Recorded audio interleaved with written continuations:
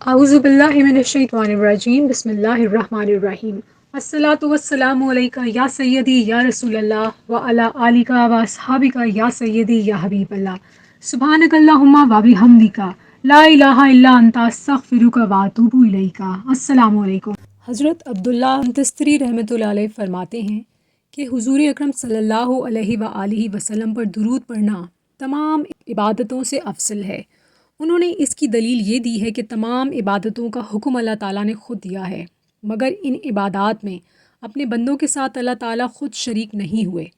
درود پاک ایک ایسا فعل ہے، ایک ایسا عمل جس میں اللہ تعالیٰ بذات خود شریک ہے، اور فرشتوں اور انسانوں کو بھی درود پاک پڑھنے کا حکم فرماتے ہیں۔ بے شک حضرت واصف علی واصف رحمۃ اللہ علیہ فرماتے ہیں کہ اللہ اور اس کے فرشتے حضور پاک صلی اللہ علیہ وآلہ وسلم پر درود بھیج رہے ہیں۔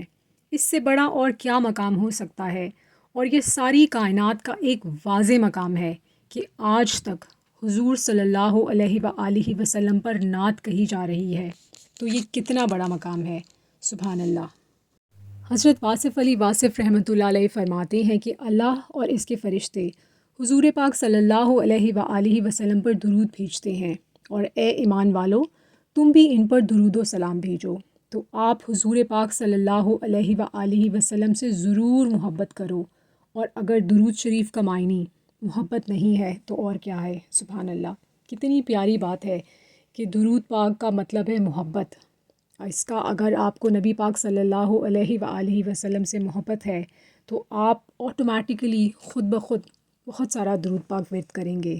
درود پاک کا مطلب یاد بھی ہے، تو آپ جب یاد کرتے ہیں تو آپ درود پاک پڑھتے ہیں، اور جب آپ درود پاک پڑھتے ہیں تو اس کا مطلب ہے آپ یاد کر رہے ہیں، اور جب آپ یاد کریں گے تو آپ یاد کیے جائیں گے، اور آپ پڑھ ہی نہیں سکتے درود پاک جب تک آپ کو یاد نہ کیا جا رہا ہو۔ غور کیجیے گا آپ ان الفاظ پہ۔ الصلاۃ والسلام علیکہ یا سیدی یا رسول اللہ وعلی آلک و اصحابک یا سیدی یا حبیب اللہ۔